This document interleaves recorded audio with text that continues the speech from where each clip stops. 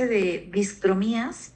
El día de hoy abordaremos únicamente melasma y el próximo jueves hablaremos sobre vitiligo, otras hipopigmentarias, acrómicas e hipopigmentarias en la siguiente y en esta melasma, que es prácticamente la reina de las hiperpigmentarias. Entonces, bueno, las discromías son aquellas enfermedades de la piel que estas están caracterizadas por una alteración o un cambio que es muy evidente en la pigmentación. Aquí la lesión elemental primaria que destaca es la mancha.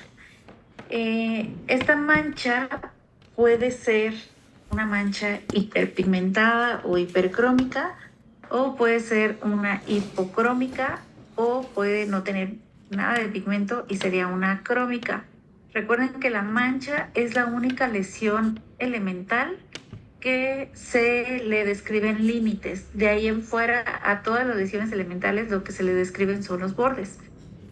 La mancha va a tener cambios en su pigmentación debido a una alteración en la melanina, que finalmente el pigmento deriva de la melanina. Esta melanina se sintetiza en los melanosomas de los melanocitos, que son estas células que van a migrar a partir de la cresta neural o derivan de la cresta neural. Estas discromías se van a clasificar de acuerdo a su extensión y cantidad de pigmento, que era lo que les mencionaba, en hiper, hipo o acrómicas. Y de ahí tenemos a las leucodermias, que son aquellas discromías que se caracterizan por tener manchas hipopigmentadas o hipocrómicas o acrómicas. Y las melanodermias son aquellas que se caracterizan por tener manchas hiperpigmentadas o hipercrómicas. También recordando, dentro de nuestra piel tenemos una relación en cuanto al número de melanocitos por cada queratinocito a nivel de la capa basal, o la capa más profunda de la epidermis.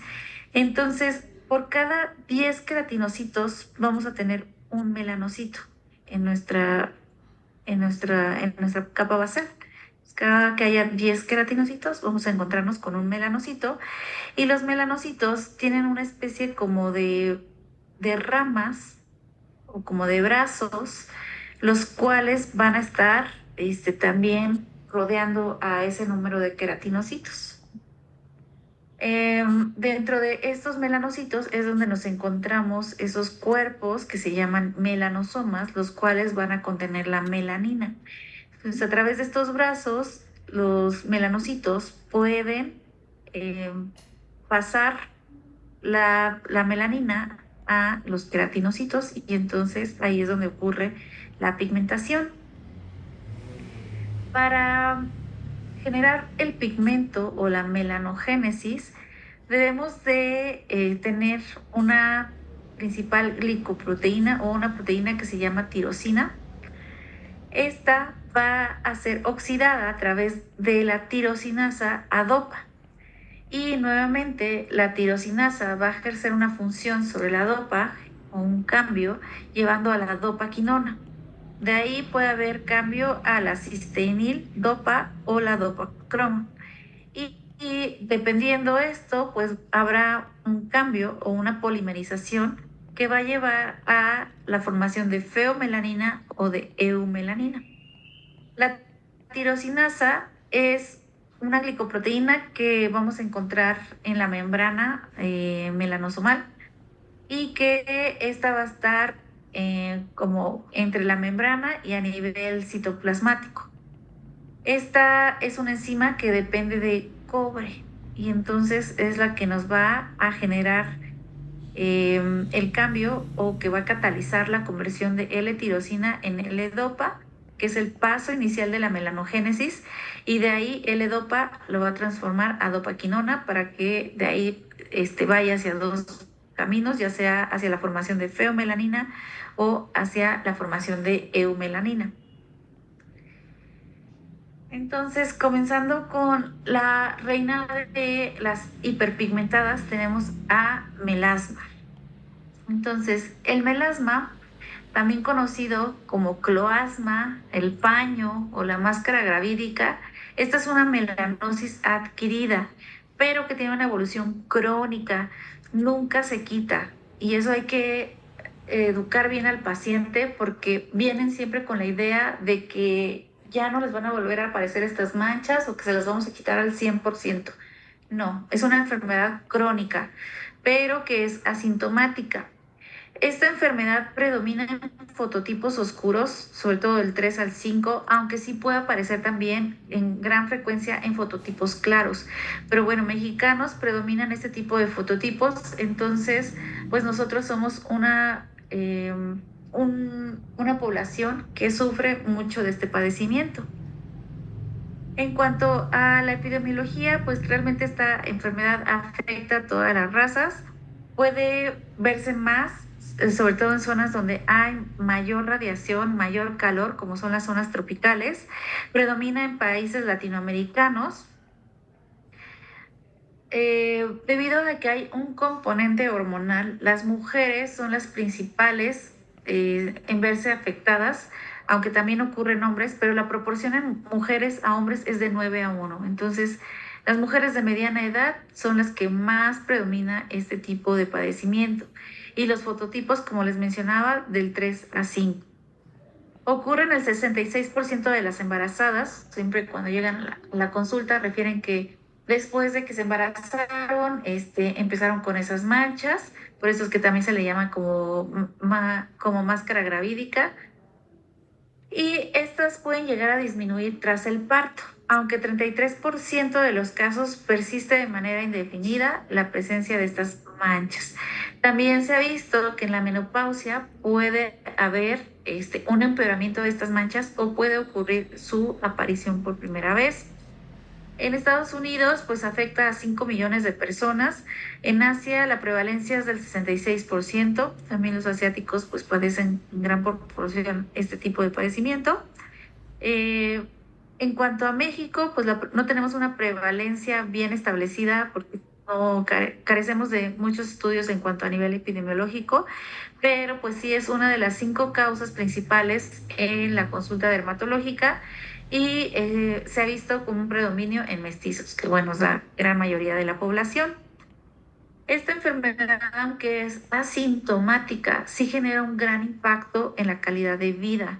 Las pacientes sufren de depresión o luego no quieren salir a la calle o luego también con los tratamientos hay algunas que generan como hasta cierto miedo y se ha visto que el disminuir la pigmentación, el mejorar como ese aspecto, llega a tener una mejoría en cuanto a niveles de calidad de vida de más del 50%. En cuanto a la teología, pues es una enfermedad que se habla de algo multifactorial. No es solamente una causa, hay muchas causas que intervienen en su aparición y que cada vez se han ido descubriendo más causas que tenemos que atacar dentro del tratamiento para que realmente haya una mejoría. Comenzando con las cuestiones genéticas, si en la familia hay un antecedente de que alguien tiene melasma, ya sea papá, mamá, tías, hermanos, puede haber una herencia en el 61% de los casos, ya que se ha visto que hay un gen involucrado, que es el gen H19, el cual está dentro de la estimulación de la melanogénesis. También este gen se ve involucrado en la síntesis de melanina, sobre todo en ciertos receptores que nos van a llevar a la formación o a la aparición de la melanogénesis. Las hormonas también tienen un gran impacto, por eso es que en el embarazo, cuando hay aumento de estrógeno, progesteronas, estos melanocitos tienen receptores ante estas hormonas que hace que también los estimule y secreten mayor cantidad de melanina. El uso de anticonceptivos, sobre todo de dietilestilbestrol, pueden también provocar aparición de melasma. Y en las mujeres posmenopáusicas, como se ve que hay una disminución en cuanto al estrógeno, pero hay un aumento a nivel de progesteronas, Esto también hace que estimule los receptores de progesterona en el melanocito y provoque la melanogénesis. La exposición a la radiación ultravioleta, que es una de las más importantes, esta va a generar múltiples cambios. Primero, va a formar radicales libres, los cuales estos radicales libres actúan como un estimulante para los melanocitos. También la exposición a la radiación ultravioleta va a aumentar formación de ciertas sustancias como el óxido nítrico, va a aumentar la vascularidad, va a alterar los fibroblastos y esto va a provocar que haya una alteración importante a nivel de la piel, provocando que lleve también a la hiperestimulación de los melanocitos y un aumento en la formación de manchas o un aumento en la pigmentación de manchas ya preexistentes. Entonces, la exposición a la radiación ultravioleta es el factor ambiental de mayor influencia. Otras cuestiones pueden ser relacionadas a enfermedades tiroideas, a uso de cosméticos y en pacientes con antecedentes de múltiples nevos o múltiples efélides, que son las pecas. Nevos son lunares, efélides son pecas. Aquellos pacientes que tienen gran cantidad de nevos o de efélides también tienen alto porcentaje de riesgo de padecer melasma. En cuanto a la fisiopatología, pues como les mencionaba, la radiación ultravioleta puede provocar que haya varias vías que nos van a llevar hacia la formación de estas manchas. Puede hacer un efecto directo en los melanocitos, en donde va a haber una estimulación endógena.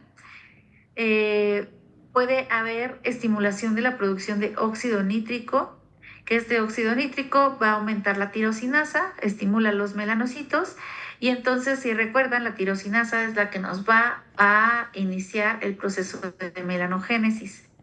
Y también puede haber un efecto a nivel de los queratinocitos, en donde esos queratinocitos van a liberar ciertos factores melanogénicos que a su vez van a estimular al melanocito. También puede hacer que haya inflamación a nivel dérmica, lo que va a aumentar la producción de factor de células madre. Esto es secretado por los fibroblastos. También esta inflamación puede hacer que los fibroblastos comiencen a alterarse en su función o que con la edad y la exposición acumulada a la radiación ultravioleta lleve a que esos fibroblastos como que envejezcan, que se le llaman fibroblastos senescentes o fibroblastos viejos.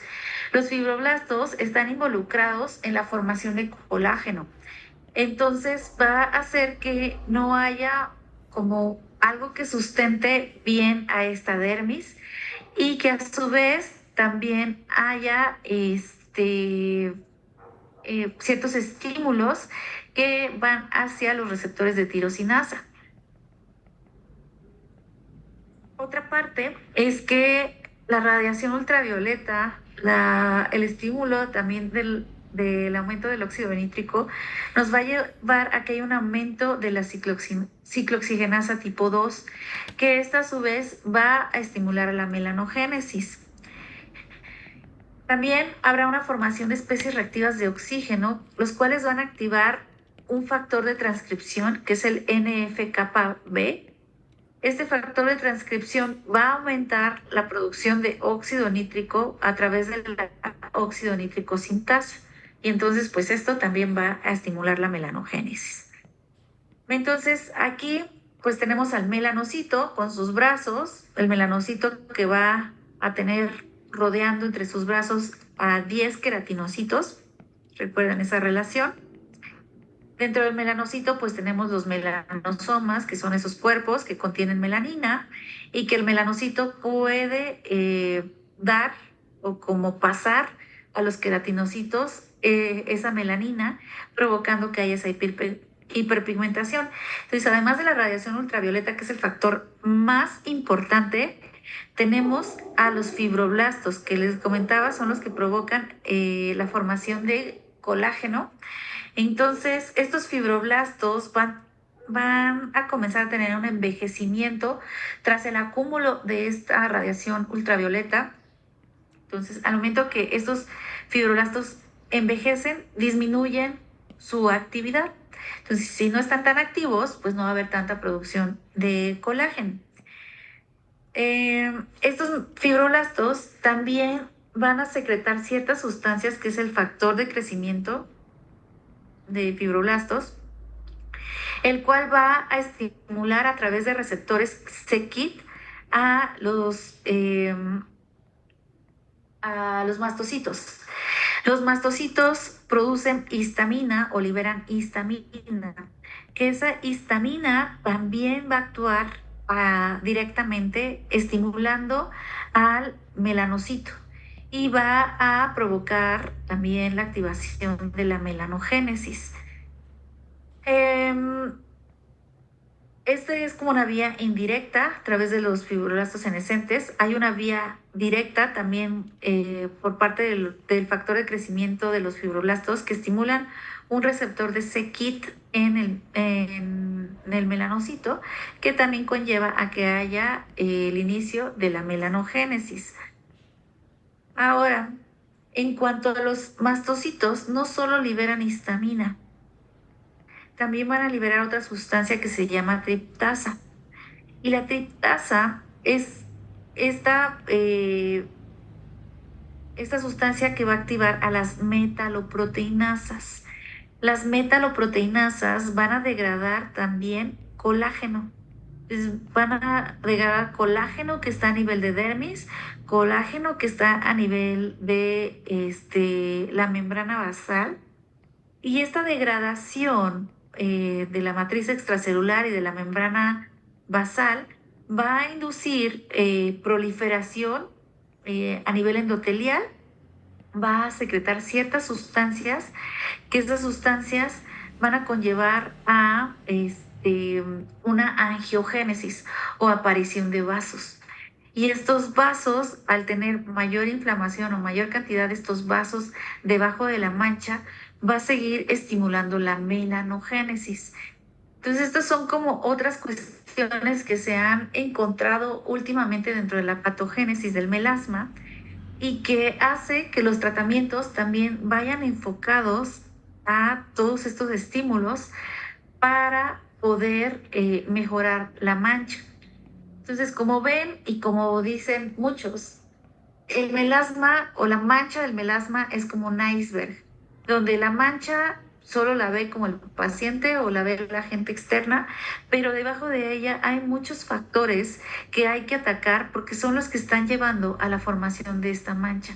Y si también solo tratamos la mancha de manera superficial, nunca vamos a mejorar las manchas de melasma o pueden recidivar o a veces volverse como más difíciles de tratar porque no estamos tratando lo que está pasando por debajo de ella. En cuanto a la topografía, pues esta se trata de una dermatosis que en general es localizada. Esta dermatosis localizada puede llegar a tener tres patrones.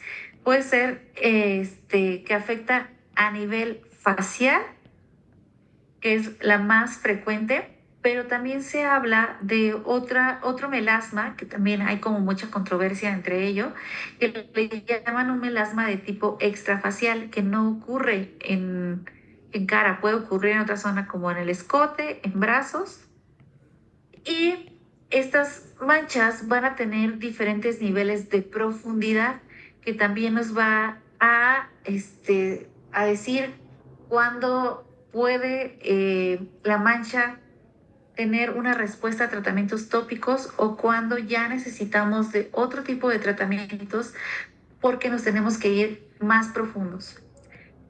Entonces, comenzando con el melasma, que es el más común, el más frecuente, en el que no hay controversia, es el tipo facial, que como les comentaba, aquí hay tres patrones.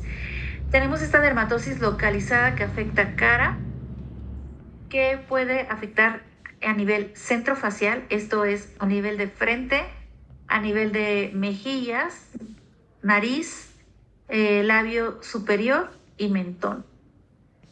Es esto coloreado con amarillo.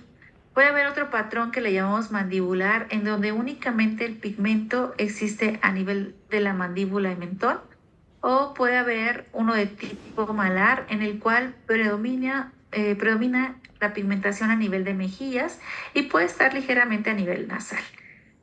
De estos, el más frecuente es a nivel malar, en el 90% de los casos. De ahí le sigue el tipo frontal, donde únicamente afecta frente en el 53% de los casos, labio superior en el 52% y nariz en el 34%. Si hablamos de uno de los patrones, el más frecuente es a nivel centrofacial. En cuanto a la morfología de esta dermatosis, bueno, tenemos que está constituida por manchas, las cuales son hiperpigmentadas, que tienen diferentes tonos, pero que generalmente es un color café. Entonces son manchas hiperpigmentadas, color café, de límites irregulares y poco definidos. Estas manchas pueden estar fragmentadas o tener un aspecto que le denominamos como cartográfico, como el mapa, y que estas pueden llegar a confluir. Entonces aquí en la primera imagen tenemos estas pacientes, se trata de una dermatosis en la primera localizada a cara que afecta frente constituida por estas manchas hiperpigmentadas. Como observan, los límites son irregulares, tiene ese aspecto como cartográfico que les digo como si fuera un mapa, así como que aquí tuviéramos a México, acá la parte Estados Unidos, acá Sudamérica. Más o menos así como el aspecto de mapa. Entonces son esas manchas hiperpigmentadas, color café, de bordes, de límites irregulares. Pues aquí más o menos sí los vemos bien definidos. En la siguiente imagen se trata de una dermatosis localizada a cara que afecta mejillas, afecta labio superior y mentón, constituido por estas manchas hiperpigmentadas color café de límites irregulares, más o menos aquí también se ven como poco definidos. Luego tenemos esta paciente que se ve como estas manchas que están diseminadas, o sea, ¿no? Esta dermatosis que afecta tanto cara, pero también afecta cuello y parte del escote, constituida por estas manchas hiperpigmentadas de límites irregulares, mal definidos. Está muy, muy difuso. Aquí se ve en esta paciente de un fototipo más alto la mancha todavía mucho más hiperpigmentada, los límites se ven más irregulares y bien definidos. Aquí en hombres pues también puede aparecer, también vemos esta mancha hiperpigmentada que se ve entre café rojiza, aunque se ve acá hasta un poco grisácea y aquí rojiza, de límites irregulares y mal definidos. Pacientes de fototipos claros también pueden padecer esta enfermedad de manera crónica. Vemos esas manchas también de un color café, quizá un color café más claro. Los límites también se ven irregulares, se ven fragmentados en algunas zonas, que después del tratamiento pues puede verse cierta mejoría. Aquí está el caso de un hombre, lo mismo, como antes del tratamiento, después del tratamiento. En cuanto al melasma extrafacial, bueno, este se da en una media edad entre la sexta década de la vida y se ha visto en los casos que se han reportado que el 80% de las pacientes o los pacientes, bueno, sí, las pacientes que tienen este tipo de melasma están cursando la menopausia. Y también que estas tienen un antecedente heredofamiliar de melasma extrafacial y pueden llegar a tener antecedente personal de melasma facial.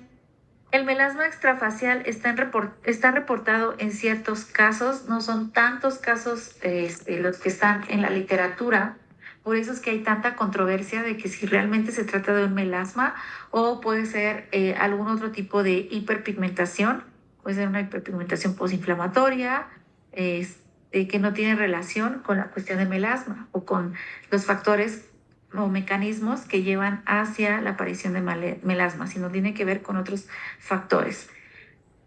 Pero bueno, dentro de estos reportajes, pues se ha visto que la distribución del melasma extrafacial se ha encontrado en mayor porcentaje a nivel de brazos y antebrazos, entre el 95 al 90%. De ahí le sigue tórax, que puede ser tórax en la parte anterior o en la parte posterior. En la parte anterior en un 46.6% de los casos y espalda en el 11.1% de los casos. Entonces sí está reportado este tipo de melasma, pero les digo, sigue habiendo controversias en cuanto a esto. Necesitamos como realizar más estudios, tomar biopsias, buscar cuestiones moleculares para establecer si realmente se trata de un melasma o es otro tipo de hiperpigmentación. En cuanto al diagnóstico, pues esto es un diagnóstico que es meramente clínico. Eh, es muy fácil de identificar las manchas. Estas manchas, pues hay que buscar esa distribución. Como les mencionaba, la forma más frecuente es a nivel facial. Y ahí tenemos los patrones: centro facial, a nivel malar, a nivel mandibular, y ver los límites de estas lesiones, preguntar a la paciente sobre antecedentes, si tiene alguna comorbilidad, si tuvo embarazo cuando aparecieron las manchas, si estuvo con anticonceptivos o si está cursando la menopausia. También hay que preguntar a qué se dedica, en dónde ha vivido y con base a esto, pues ya nosotros establecemos el diagnóstico. Si de ahí llegamos a tener dudas, el primer apoyo diagnóstico que es no invasivo, tenemos a la dermatoscopía y bueno, y a la luz de Wood. La luz de Wood es mucho más económica. La luz de Wood nos va a ayudar para más o menos orientarnos hacia qué tipo de melasma es en cuanto a profundidad. Si es algo superficial, si es algo más profundo o si se trata de algo mixto. La dermatoscopía también nos puede ayudar con eso, pero la dermatoscopía aparte nos puede dar otros datos, como la presencia de telangiectasias o la visualización de estos vasos debajo de la mancha, que ahí ya se trata diferente, porque cuando hay vasos o telangiectasias debajo de la mancha, se llama melasma vascular. Entonces, melasma vascular cuando las manchas están acompañadas de telangiectasias o de vasos. Y eso también cobra gran relevancia para el tratamiento, que no se trata de forma igual. Si en dado caso de que no tengamos como todavía esclarecido el diagnóstico, pues entonces pudiéramos llegar a tomar una biopsia. Pero la realidad es que es muy raro que tomemos una biopsia de este padecimiento, porque con la clínica es muy fácil realizar el diagnóstico. Ya como que la biopsia se reserva para cuestiones de investigación a nivel molecular o para hacer estudios clínicos, pero la realidad es que en la actualidad ya no utilizamos la biopsia. Pero bueno, cuando se realizaban las biopsias, nosotros podríamos observar a qué nivel se encontraba depositado el pigmento y también las características de los melanocitos. El depósito de la melanina lo podemos encontrar a nivel epidérmico. A nivel epidérmico, pues bueno, va a estar por arriba de la capa basal y a lo largo de la epidermis. Recuerden los estratos, comenzando por el que está más superficial, estrato córneo. De ahí sigue el estrato granuloso. De ahí sigue el estrato espinoso. Y luego tenemos a la capa basal o el estrato basal, que es muy diferente a la membrana basal. La membrana basal se encuentra por debajo del estrato basal y es otro tipo de estructura. Entonces aquí pues no nos interesa el estrato lúcido, porque recuerden que el estrato lúcido únicamente lo encontramos en palmas y plantas, pues no ocurre este tipo de padecimiento.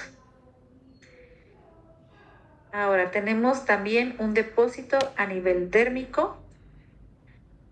Aquí a nivel dérmico la melanina puede estar en la dermis superficial, puede estar en la dermis media y puede estar rodeando vasos, como estos que son los vasos. Estos vasos pueden tener aquí alrededor depósito de melanina. También tenemos un depósito mixto en donde tenemos depósito de melanina a nivel de epidermis, pero también lo podemos encontrar a nivel de dermis. Entonces, combinación de estos dos primeros. Y un indeterminado en donde puede que esté más profundo, un dermis más profunda, casi llegando al tejido celular subcutáneo. Y entonces ahí como que la mancha, aparte de que es más difícil el tratamiento, este, el pigmento pues puede verse no tan oscuro como en otras capas. Entonces aquí también es importante a nivel de dónde se encuentra depositado el pigmento, porque como les mencionaba, los tratamientos tópicos únicamente van a actuar a nivel de epidermis y ya a nivel de dermis no actúan, no alcanzan a penetrar tan profundo, mucho menos en dermis profunda. Para esto ya requerimos de otros tratamientos que se incluyen los procedimientos para alcanzar estos estratos o tratamientos a nivel oral. La luz de Wood que les mencionaba es este tipo de como de luz ultravioleta, que es muy económica, luego pueden encontrarlas en Mercado Libre, Amazon, Temu, AliExpress, muy baratos, estas lamparitas como de 100 pesos o menos. Y estos tienen un filtro especial que va a emitir una longitud de onda de los 320 a los 400 nanómetros. Esta luz, tras su exposición, va a generar una fluorescencia que nos va a establecer en dónde se encuentra más o menos depositado el pigmento, sin tener que realizar una biopsia. Entonces, cuando iluminamos, pues encontramos que si hay un café claro, el depósito de la melanina se encuentra a nivel epidérmico. Esto se realza con el contraste de color. Si se ve como un color más gris azul, aquí nos habla de que está a nivel de dermis. Si vemos que hay zonas donde sí realza, otras no realza tanto, pues se trata de un componente mixto. Y si no alcanza como a realzar también la coloración, si se ve como un gris azul o como que no establecemos muy bien ahí más o menos el pigmento, puede que se trate de que sean fototipos muy altos y por eso no realce esta coloración, porque esos fototipos pues tienen también gran contenido de melanina, o que se encuentre todavía mucho más profundo ese depósito de melanina. Entonces aquí observamos esta persona que tiene ese realce. Si lo ven, hay unas zonas que se ven como más oscuras que otras. Entonces nos habla que esta mancha, aunque a simple vista pareciera una mancha de un solo color, pues al momento que la luz de Wood observamos zonas más claras y otras zonas más oscuras, podemos darnos una idea de que se trata de un patrón mixto. La dermatoscopía, pues esta también vemos como ciertos patrones, como un patrón como de red, más o menos, color marrón. Pero aquí lo que nos ayuda más la dermatoscopía es para observar si existe presencia de vasos o de telangiectasias, que son como estas ramas o estas venitas que parecen como ramas de árbol, o más rectas por debajo de la mancha. Y eso es muy importante porque les decía que esto nos va a hacer decidir qué tratamiento le tenemos que dar. Podemos encontrar también ciertos gránulos de pigmento de color marrón que nos habla de que esos gránulos pueden encontrarse más profundo a nivel dérmico. Al igual que la psoriasis, para el melasma tenemos una clasificación que se llama MASI. Y esta clasificación del Melasma Index.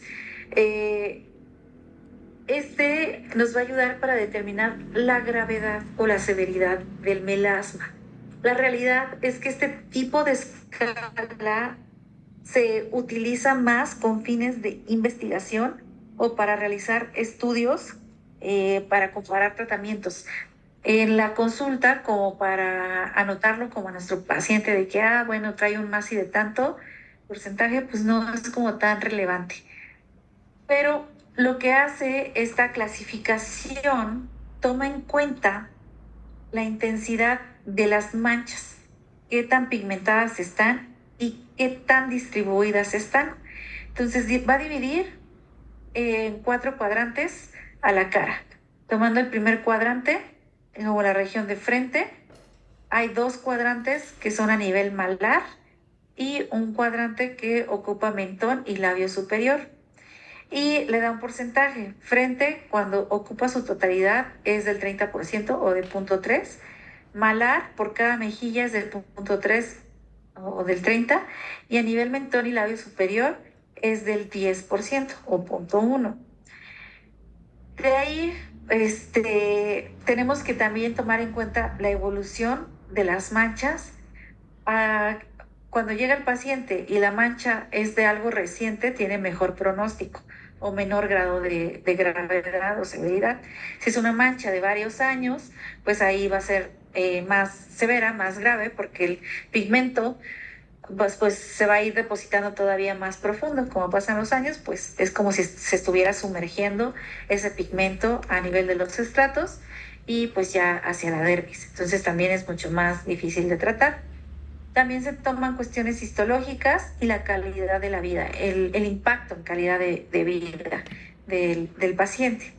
Y de acuerdo a esto, pues lo vamos a clasificar en un leve, en un moderado y un severo. Entonces es algo como parecido a lo del paciente.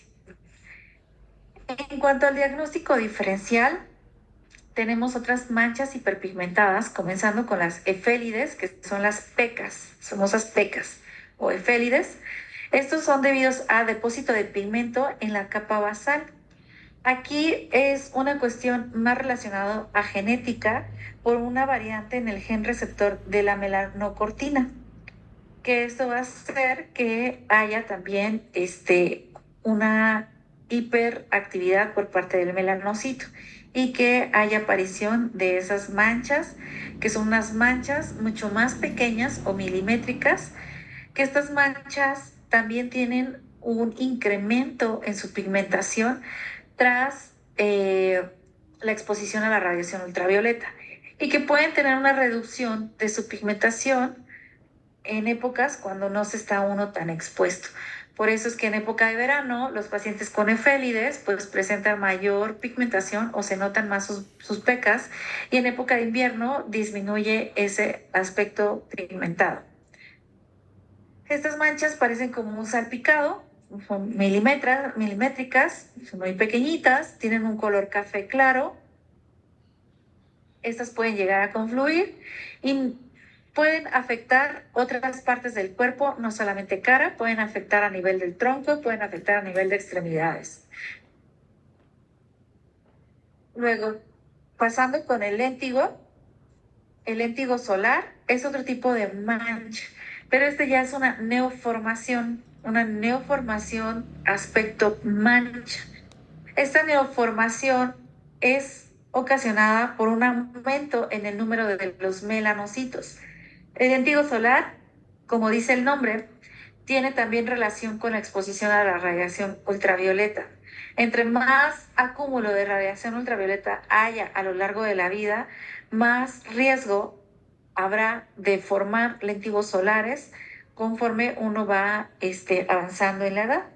Este tipo de manchas, luego la gente las llama como pecas solares, o luego también les llaman como manchas de la edad, pero no son manchas de la edad, son manchas de sol.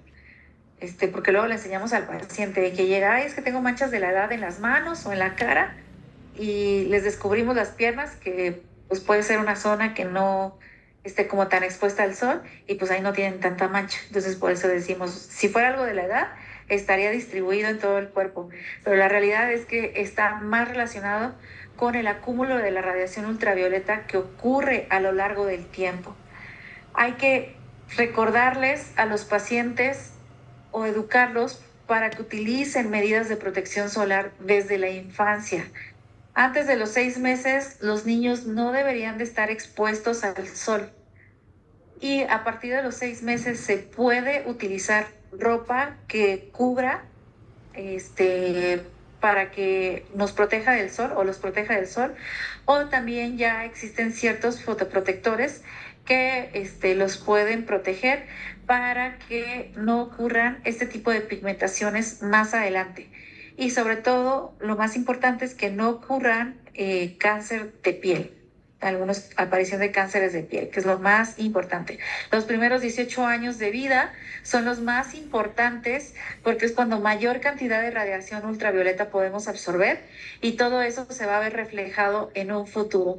Entonces, si no hubo una protección durante este tiempo, el paciente va a ser más propenso a aparición de manchas de melasma o manchas como de léntigos solares, otras que se llaman queratosis seborreicas, aparición de nevos, entre otros tipos de hiperpigmentaciones. Entonces, por eso es muy importante educar al paciente para que esos primeros 18 años de vida esté muy cuidado del sol.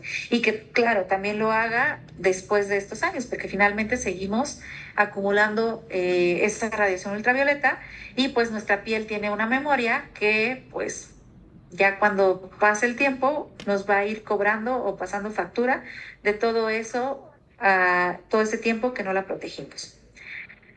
Otro tipo de manchas tenemos a la ocronosis, que esta puede ser una ocronosis endógena o exógena, que es esa aparición de lesiones micronodulares como de coloración negra o como coloración azul grisáceo, que da un aspecto como de piedras o como de empedrado y que ocurre sobre todo a nivel de mejillas, podemos observarlo también en sien o en frente. Esta ocronosis puede ser también parte de una complicación de un mal tratamiento del melasma. Entonces, hay que tener muy en cuenta este tipo de pigmentación que se ven así como pequeñas manchitas, como pequeñas piedras de río, color azul grisáceo o hasta como verdosas, que nos puede hablar de algo endógeno o como una acumulación de los cristales de uno de los tratamientos para melasma que se están depositando en la piel. Las manchas posinflamatorias que podemos verlas secundarias a algún piquete de mosco o algún prurigo, que podemos observarlas después de aparición de algún brote de acné o algo que hayamos lesionado, ya sea con el zacate, esponja, estropajo, que hayamos irritado la piel o que nos hayamos quemado, nos hayamos raspado. Esa irritación va a conllevar que haya un incremento en cuanto a la actividad del melanocito y este va a secretar melanina secundaria a esa irritación o esa inflamación y entonces por eso ocurre la mancha postinflamatoria. Aquí es muy importante ver la topografía, ver la forma de la lesión, los antecedentes, preguntar al paciente si tuvo una lesión previa y eso también nos va a orientar a si se trata de una mancha posinflamatoria o si se trata de melasma. La dermatitis de contacto, que puede dejar también una pigmentación secundaria a esa inflamación, a esa irritación por un agente irritativo, también se le conoce como melanosis de riel. Y en esto hay un agente que va a contactar, que va a irritar y entonces va a generar lo mismo, un aumento en cuanto a la actividad del melanocito y va a haber aparición de esa mancha secundaria en donde tuvo esa irritación. Pues aquí también es importante establecer el diagnóstico a través de los antecedentes del paciente, si recuerda que se aplicó algo, si o estuvo expuesto a algo, si ya le ha pasado anteriormente o si es la primera vez, a qué lo asocia. Podemos hacer pruebas de parche para determinar hacia qué es alérgico. Y ese tipo de dermatitis por contacto es muy común que ocurra en pacientes que utilizan tintas o para pues pintarse el pelo o teñirse el pelo. Entonces, cuando ese tinte pasa sin querer de la zona de implantación del pelo hacia otra zona como a nivel malar o a nivel de la sien, pues genera una irritación que después va a producir una mancha. Entonces se le conoce como dermatitis de contacto pigmentada o melanosis de riel. El eritema discrómico perstans o también conocido como dermatitis cenicienta, esta enfermedad se trata también de una cuestión genética. Se ha visto que puede también deberse secundaria a ciertos fármacos, ciertas infecciones. Como tal, la etiología sigue siendo desconocida, no está como bien establecida, pero estas son algunas causas a las que se le relaciona. Y este es otro tipo de hiperpigmentación, en donde los pacientes tienen una hiperpigmentación como color grisácea o como color de pizarrón, así le llaman, como pizarrada, eh, que es como un gris como brillante, como si estuviera con una escama superficial que se va a encontrar en otras partes del cuerpo. Podemos observarlo a nivel de tronco, podemos observarlo a nivel de cuello, a nivel mentón y a nivel malar o también de frente. Y tiene esa coloración como grisácea, no es tanto café. Y eso también nos va a orientar hacia el diagnóstico diferencial con melasma, que ahí la mancha es más café y que es muy raro que lo encontremos en otras partes del cuerpo. Es más fácil encontrar un eritema discrómico perstans o dermatitis cenicienta en otras partes del cuerpo, pero esa coloración pizarrada como grisácea es muy característico del eritema discrómico perstans o conocido como dermatitis cenicienta. Justo la dermatitis cenicienta le llamaron así porque si recuerdan, Cenicienta la mandaban a dormir las hermanas al lado del fogón o de la hoguera, donde estaban como la chimenea. Más bien era como el fogón porque era donde cocinaban. Entonces, esa leña que se carbonizaba y bueno, que se desprendía, manchaba a Cenicienta. Entonces, por eso le llamaron así a este tipo de dermatitis cenicienta, por esa mancha como grisácea. En cuanto al tratamiento del melasma, pues tenemos múltiples objetivos. Aquí nuevamente recuerden el iceberg. No es únicamente tratar la mancha, hay que tratar lo que hay por debajo. Y dentro de esto, buscar disminuir la hiperpigmentación, evitar la recurrencia, buscar mejorar la calidad de la vida del paciente, educar al paciente, primero mencionarle que se trata de un padecimiento crónico, no se le va a quitar. Y por el mínimo descuido que haga, o sea, si ya no tiene un cuidado, sobre todo con la cuestión de la protección solar, esto va a volver a aparecer. Y también preguntar al paciente sobre el estilo de vida, cuestiones a qué se dedica, también si utiliza algún método anticonceptivo, cuestiones a nivel de antecedentes. Hay que identificar los factores de riesgo. Entonces, recordarle que es un padecimiento crónico. Eso sí se le tiene que quedar en mente al paciente, no mentirle, porque si no, pues le creamos falsas expectativas y entonces al rato les va a estar reclamando de que no mejoró, no mejoraron las manchas o que no supieron derivarlo para saber con quién debía de continuar el tratamiento. Hay casos un porcentaje muy pequeño, muy esporádicos, en donde pueden llegar a tener una resolución espontánea. Esto puede ocurrir hasta en el 8% de los casos. Pero el principal factor para alcanzar una buena respuesta es el buen apego al tratamiento. Analizar las condiciones socioeconómicas, porque también dentro de los tratamientos hay tratamientos que son muy caros o que pues el paciente pues no puede estarlos costeando por tiempo prolongado. Entonces también tenemos que adaptar al tratamiento de acuerdo a lo que el paciente pueda conseguir, que aquí pues finalmente nuestro principal tratamiento o el que tenemos que darle mayor prioridad es a la cuestión de la protección solar. Comenzando con los hábitos de protección solar, hay que recomendarle al paciente que realice actividades antes de las 10 de la mañana y después de las 4 de la tarde. ¿Por qué? Porque se ha visto que entre las 10 y las 4 hay mayor incidencia de los rayos ultravioleta. Entonces, si realiza actividades en este horario, pues obviamente va a estar más expuesto, va a haber más activación del melanocito y de los otros factores que les comenté, mayor alteración a nivel de los fibroblastos, mayor secreción de histamina, mayor angiogénesis, y entonces va a provocar que haya mayor hiperpigmentación o que haya recidiva de las manchas. Que utilice ropa, si puede, ropa con unidades de protección solar. Hay ropa que ya tienen como estas unidades, sobre todo lo encontramos en esa ropa como para la playa, que tiene unidades de protección solar, o también hay jabones o detergentes que ya tienen cierto factor de protección solar. Cuando se lavan, pues como que dejan ahí una sustancia en la ropa que hace que esta refleje la luz y proteja ante estos rayos ultravioleta.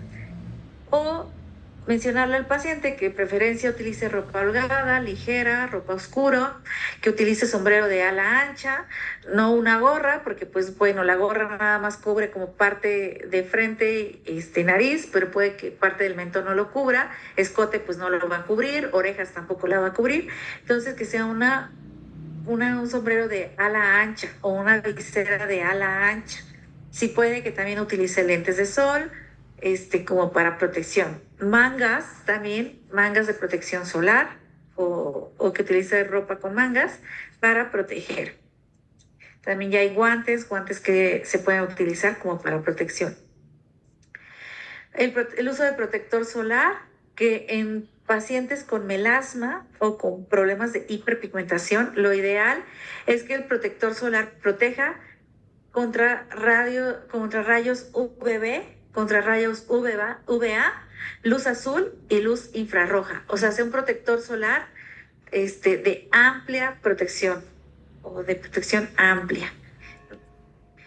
Y que lo ideal es que sea con un factor de protección por arriba de 50, pero si no, lo mínimo que debe de utilizar debe ser un factor de protección por arriba de 30.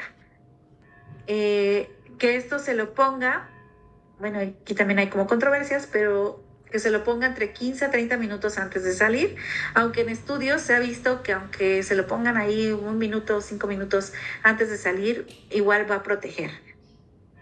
Y que esté replicando el protector solar cada 2 o 4 horas, dependiendo la altura en donde se encuentre o dependiendo la zona en donde se encuentre. Por ejemplo, si va a una playa o si va a una montaña en donde pues hay mayor radiación, pues ahí tiene que estarse reaplicando el protector solar cada 2 horas o hasta casi cada 40 minutos. Si va a una zona donde pues no hay tanta radiación, está muy cubierto o está dentro de casa, tiene que utilizarlo cada 4 horas. No importa si el día está nublado, finalmente a través de las nubes va a pasar rayos UVB y UVA. Lo que no pasan son luz infrarroja, pero sigue pasando esta radiación que finalmente va a manchar. Entonces, aunque esté nublado, tiene que utilizar protector solar.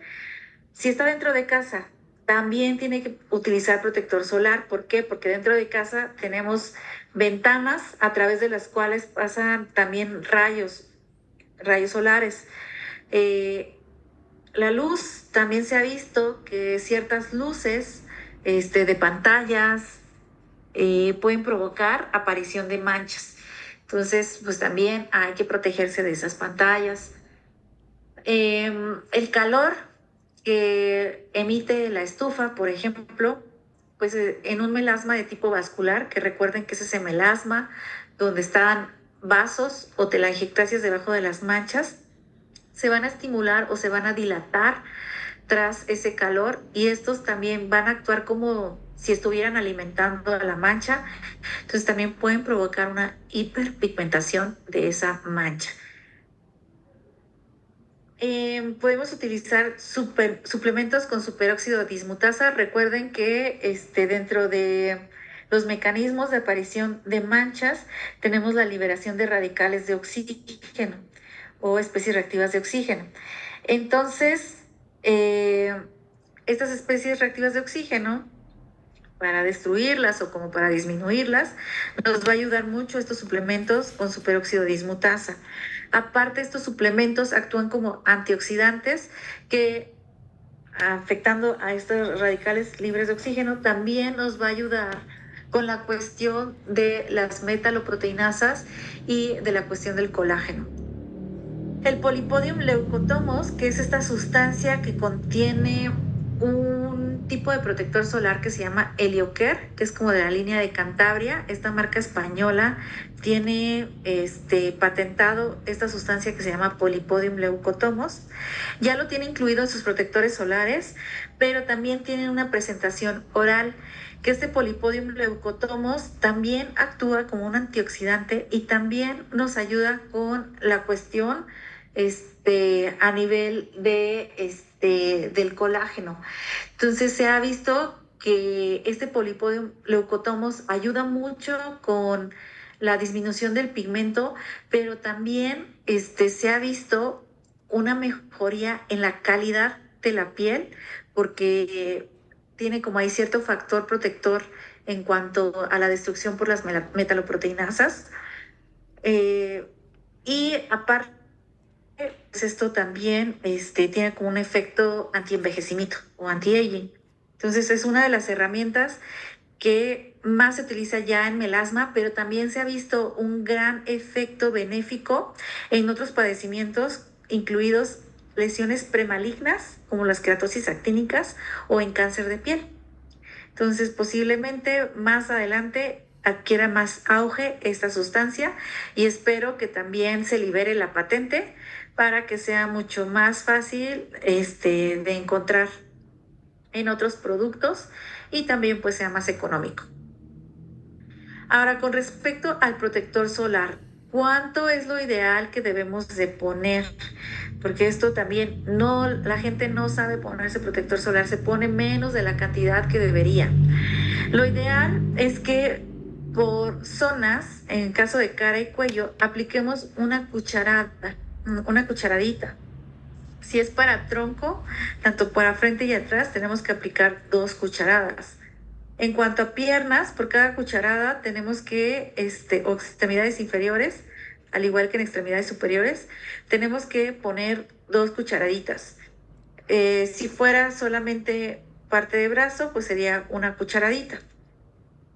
O lo ideal es que lo que se comentan en las guías es que nosotros tomemos de referencia como un shot de tequila o como un caballito, rellenamos ese shot de protector solar y es lo que debe de ir en todo el cuerpo. Si no, otra regla mucho más sencilla, muy genérica, porque no aplica para todos los protectores solares, pero muy genérica, podemos tomar nosotros como de referencia nuestro dedo índice y nuestro dedo medio. Trazar con el protector solar 2 líneas a través de estos 2 dedos y esa es la cantidad ideal para cara. Algunos dicen que es para cara y cuello, pero la verdad es que con eso solo nos alcanza para cara. Pero bueno, les digo que también depende mucho del tipo de protector solar, porque hay protectores que son demasiado líquidos y pues requerimos más de esas 2 líneas para proteger cara y cuello. O hay protectores que son mucho más espesos y que a veces hasta con un dedo o menos, pues pueda ayudarnos para proteger cara. Pero bueno, estas son como las reglas. Estas son las reglas establecidas por la guía de la Academia Americana de Dermatología, la regla de las cucharaditas o la regla del shot. Y como les digo, algo genérico, la regla de los 2 dedos, el índice y el medio. Los protectores solares, nosotros podemos dividirlos en protectores solares que pueden ser tópicos o protectores solares sistémicos, que ahí son los protectores solares orales, en donde está incluido el Polypodium leucotomos dentro de su formulación. También hay protectores solares sistémicos incluyen otro tipo de sustancias como la superóxido dismutasa, entre otros. Los protectores solares tópicos los podemos dividir en aquellos orgánicos o químicos y los inorgánicos o físicos. Los orgánicos o químicos son aquellos que tienen una protección UVA, UVB o de amplio espectro. UVA, aquí tenemos ciertas sustancias como la bobenzona, el UVB, también como los derivados de PAVA. Y de amplio espectro, pues tenemos este tipo de fotoprotectores. La cuestión con los orgánicos, se ha quitado del mercado ciertas sustancias que se ha relacionado con la aparición del cáncer. No quiere decir que todos los protectores solares provoquen cáncer de piel. Anteriormente sí había ciertas sustancias que se relacionaban con aparición de ciertos cánceres o de ciertas enfermedades, pero esos tipos de sustancias ya se retiraron del mercado, o sea, ya no existen en la actualidad. Entonces no crean esos mitos, o también hubo como cuestiones muy viralizadas en TikTok o en redes sociales que mencionaban que todos los protectores solares ocasionaban cáncer y que era mejor hacer el callo solar, exponerse al sol, como para hacer cierta tolerancia de la piel, y que eso te ayudaba a proteger como de manera natural a tu piel del cáncer. Eso es totalmente falso. Las sustancias que, les digo, sí tenían una relación como ciertos disruptores endocrinos o como aparición de ciertos tipos de cánceres, ya se retiraron del mercado. Ya no existen estos protectores solares o estos tóxicos, y eso del callo solar es totalmente falso. Solamente eso nos va a provocar mayor cantidad de daño solar, mayor también porcentaje de cánceres de piel. Y pues recuerden que el bronceado es una forma en que el melanocito está expresando un daño, ¿no? Es una respuesta. Si hay un daño por parte de la radiación ultravioleta, pues el melanocito, ¿qué va a hacer? Secretar melanina. Entonces, el bronceado, no hay bronceado sano. Todo tipo de bronceado finalmente es un daño, a excepción, pues bueno, de ese bronceado que vienen en productos que generan como un aspecto como de maquillaje. Pues bueno, ahí no. Pero bronceado secundario a las cámaras de bronceado, o así que luego también pusieron de moda las Kardashian, o al bronceado que ocurre por la exposición solar, es un daño de la piel. Y recuerden que todo ese daño se acumula y a la larga la piel nos lo va a cobrar con manchas o con cáncer de piel. Tenemos otro tipo de protectores solares que son los inorgánicos o físicos, en los cuales tienen ciertas sustancias como el óxido de zinc y el óxido de titanio o el óxido de hierro, que estas sustancias lo que van a provocar es que cuando llegue el rayo hacia la piel, y bueno, la piel que está cubierta de estas sustancias lo va a reflejar. No va a haber una absorción, simplemente lo refleja. A diferencia de los químicos, que bueno, en sí va a llegar como la radiación a la piel, y a través de estas sustancias pues va a generar ciertos mecanismos como para disminuir la intensidad del rayo, disminuir los efectos ocasionados por la radiación, o que también puede tener ciertas sustancias que puede ayudar a disminuir la pigmentación. Entonces, estos como que sí tienen absorción, estos no. Entonces, dentro de los protectores, pues tenemos protectores solares ya múltiples en el mercado, diferentes presentaciones, diferentes consistencias, hasta diferentes colores.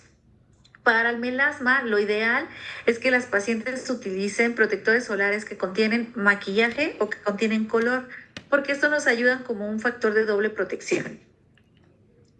Tenemos protectores solares que también tienen ciertas sustancias que actúan como despigmentantes. O sea, no solamente protegen contra el sol, sino también tienen un efecto despigmentante.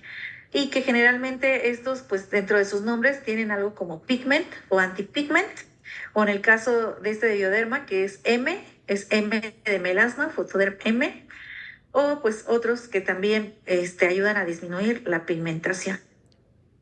Tenemos otros como son los protectores solares minerales, que estos también lo ideal es que sean con color, que estos minerales, sobre todo para pacientes que tienen una piel más sensible, eh, también hay protectores solares minerales que actúan como primers o como una especie de sustitutos también de maquillaje, que la realidad es que cubren bien. Hay otros que quizá la cobertura no sea como tan buena, pero también tienen otros activos que ayudan a disminuir la secreción de sebo o a matificar, y que aparte pues se secan rápidamente.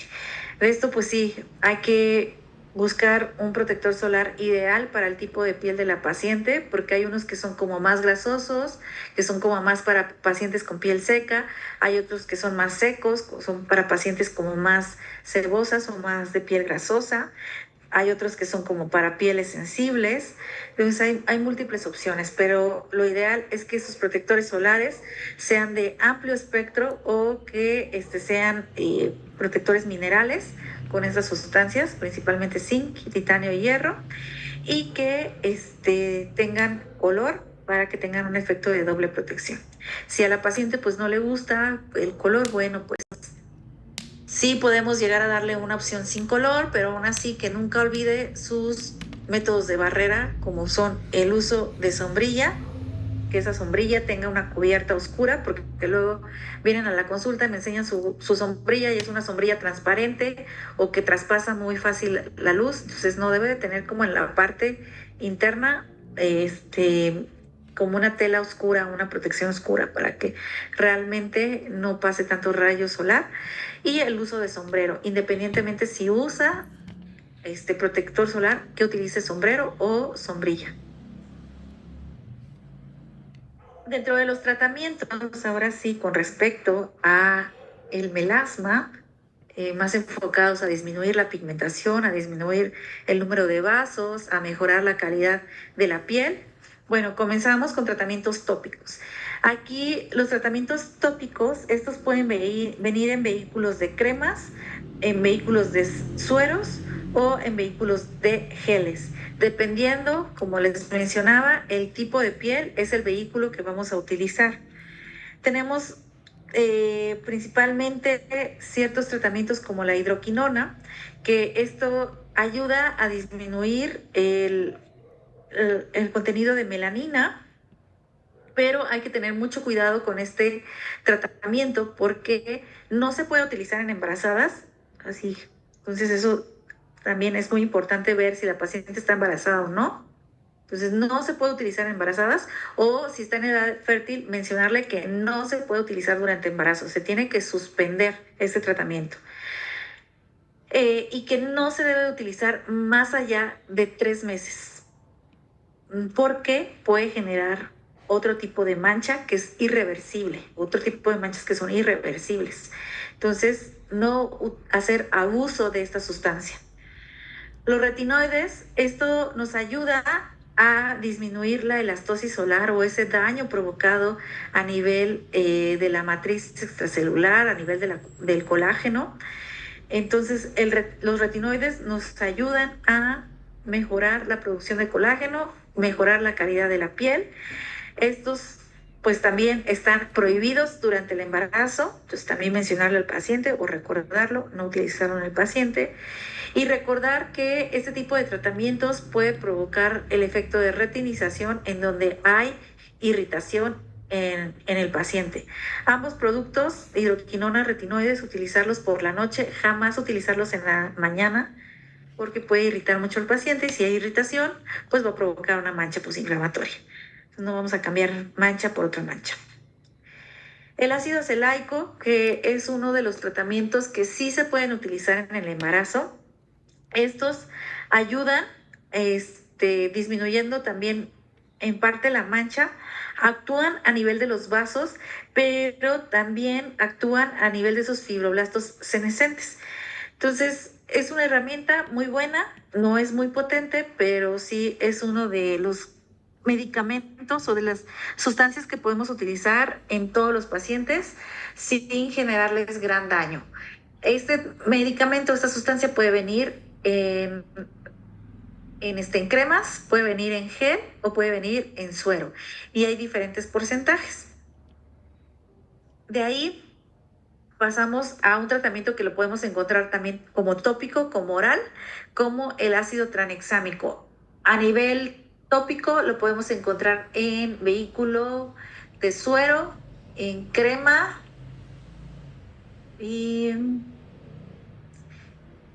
y creo que hay una, es que no es como tanta versión gel, es más como emulsión, una versión de ISIN, pero vienen esos vehículos principalmente suero y crema a nivel tópico. Y oral, pues lo encontramos en cápsulas. Este ácido tranexámico ayuda a disminuir el número y actividad por parte de los mastocitos, que recuerden que son aquellos que secretan la histamina y las metaloproteinasas, pero también actúan a nivel de otro factor que se secreta, que es el que se encarga a nivel de la angiogénesis. Entonces disminuye la formación de esos vasos nuevos. Entonces es una herramienta también muy buena para este tipo de manchas, pero también hay que tener cuidado porque no se puede utilizar en pacientes que tienen antecedentes de alguna coagulopatía, pacientes con síndrome antifosfolípido, no se puede utilizar en pacientes que hayan tenido algún trombosis venosa o aparición a nivel de infarto cerebral o a nivel pulmonar o paciente embarazada o con varices, no utilizar, está contraindicado el tranexámico, igual en embarazo, porque esto puede provocar un aumento en esos coágulos o en esos trombos y entonces pues nos puede llevar a problemas mucho más graves. Terapias como de luz o basadas en luz, aquí tenemos la luz pulsada, que pues bueno, para ciertos pacientes es buena, sobre todo fototipos claros.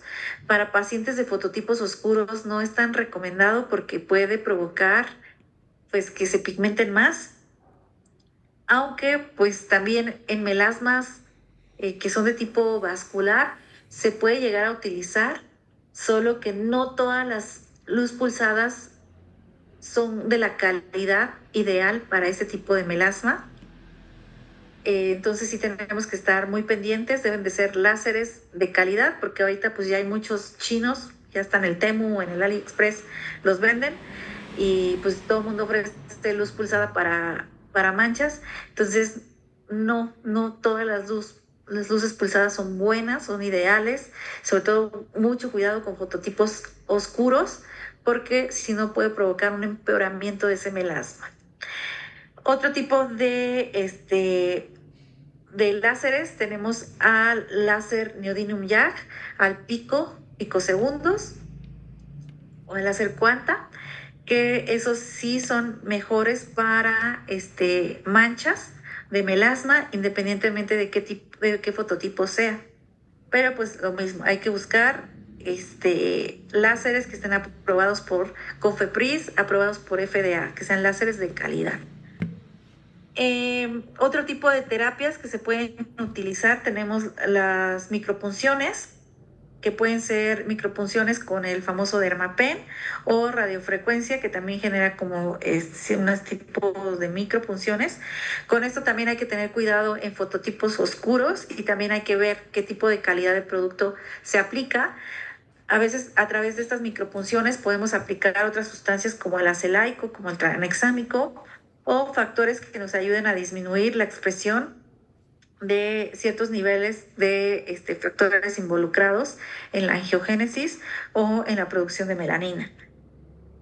Y pues con eso también tener cuidado en donde se realiza, porque pues si es un lugar no muy salubre, no tienen cuidado con el tipo de material, pues se ha visto que se han se han complicado casos de que no únicamente se pigmentan más, sino que también generan un tipo de cicatrización terrible, que tengan como cicatrices queloides, cicatrices hipertróficas, o que se infecten con micobacterias, o también hubo hace unos años, hace pocos años, un revuelo de casos que hubo de VIH secundario a micropunciones, porque se los hacían en lugares que no era por médicos y que no estaban utilizando cambio de las agujas, utilizaban la misma como para todos los pacientes, entonces pues obviamente pues ahí transmitieron enfermedades, incluidas el VIH. Entonces también tenemos otro tipo de tratamientos como los peelings, que bueno, esto también hay que tener cuidado en fototipos oscuros porque a veces pues puede provocar un empeoramiento. Hay diferentes tipos de peelings muy superficiales o peelings más a tipo mediano profundo. Los láseres que les mencionaba, las micropunciones y tratamientos orales. Pero bueno, finalmente estos tratamientos van enfocados hacia todo lo que tiene el paciente.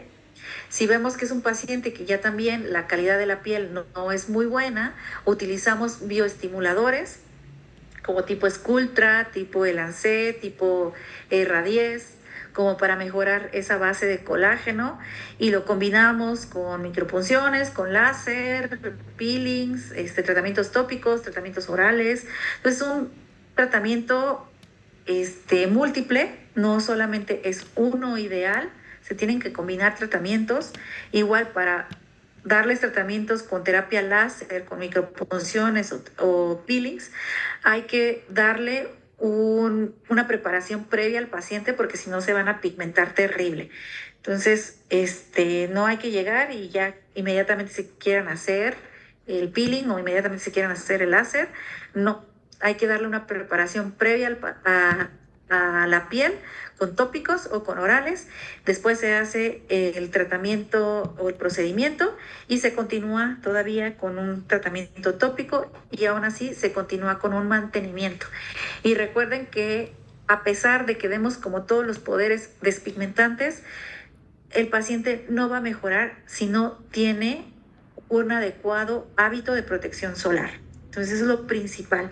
Si no, si dice como que pues no quiero utilizar protector solar o pues ven como que no es apegado a su protector solar, ni se le ofrece los demás tratamientos porque no le van a servir, solamente le van a pigmentar más y pues va a ser un derroche de dinero. Pero bueno, finalmente todo este tratamiento, lo ideal es que le corresponde al dermatólogo. ¿Ok? Esto ustedes les toca identificar.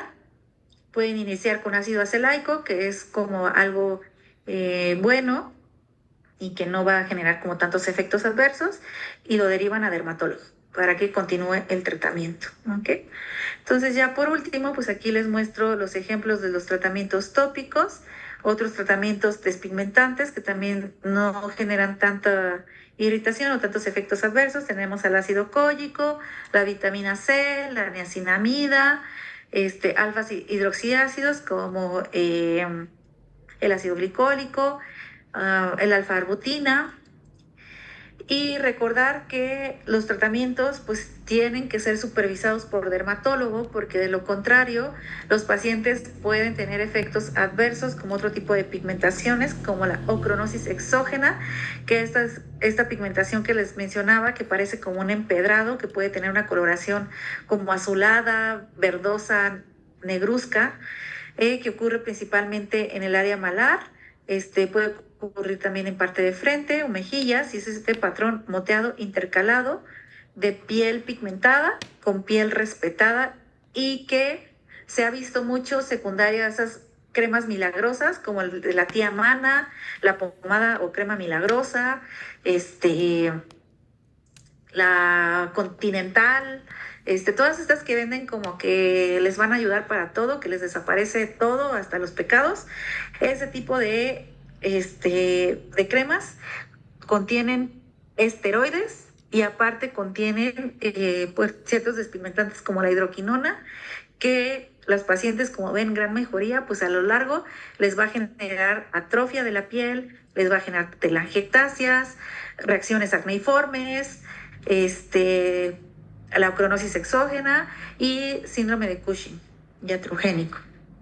Otro tipo de efecto adverso es la discromía en confeti, que aquí pues tenemos como esas pigmentaciones como manchas acrómicas, manchas blancas, sobre esa mancha hiperpigmentada, que pueden estar como en aspecto de panal o como si fuera un queso de esos gruyère, y que tanto la ocronosis exógena como la discromía en confeti es un efecto adverso que ocurre, que puede ser irreversible. O sea, vemos tratamientos, esto puede ocurrir de manera irreversible. Entonces, por eso es muy importante vigilar el tratamiento de estos medicamentos y también educar a los pacientes para que no utilicen este tipo de cremas que se venden en el mercado como cremas milagrosas o cremas antitodo.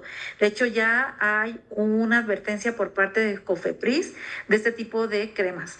Desgraciadamente, COFEPRIS, pues, luego es como medio corrupto, avisa, pero no las quita o no hace nada por quitarlas del mercado, así como el famoso Barmisil.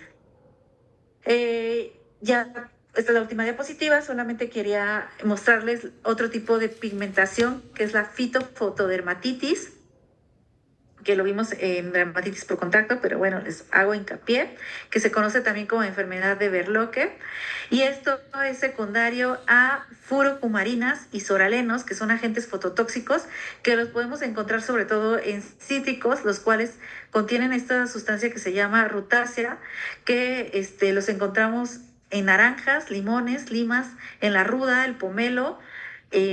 También lo podemos encontrar en otros tipos como zanahorias, ajo, perejil, la higuera, ficus, mora, la piña. Estas sustancias, cuando se caen y tienen contacto con la piel y luego esta piel tiene una exposición a la luz, pues va a generar una dermatitis por contacto que en el menor de los casos pues solo genera una mancha secundaria, una mancha posinflamatoria, que aquí se ve cómo escurrió ese tipo de sustancia, y que en el peor de los casos pues genera una quemadura, que puede haber aparición de ampollas, puede haber presencia de vesículas, pápulas, y pues también va a haber una hiperpigmentación. Pero recuerden como ese aspecto chorreado o como salpicado que pueden tener sobre todo en manos, que luego van a la playa, se toman una michelada, exprimieron ahí el limón o se comieron ahí un mango o algo ahí, que le exprimieron limón y el limón salpicó a la mano, y entonces tienen como esas manchitas de esa salpicadura, porque se expuso ese cítrico al sol. Entonces, fito viene de plantas y foto de luz, y entonces genera esa fitofotodermatitis. Entonces, es otro tipo de diagnóstico diferencial. Bueno, y hasta aquí dejamos la parte de las discromías hiperpigmentadas. En la siguiente vamos a seguir con las hipocrómicas y acrómicas, que aquí la reina de las acrómicas es el vitiligo. Entonces, no sé si tengan alguna duda de melasma.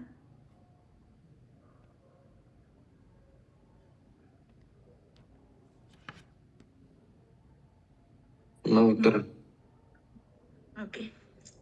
Bueno, entonces el jueves nos vemos con la parte de discromías acrómicas e hipocrómicas. El lunes 27, recuerden que es la clase con la doctora Andrea Rodríguez de enfermedades del pelo, alopecia androgenética, alopecia areata, voy a hablar un poquito de alopecia frontal fibrosante, o sea, alopecias cicatrizales y no cicatrizales. Y el 30 es su examen del segundo módulo. ¿Okay? Entonces nos vemos el jueves.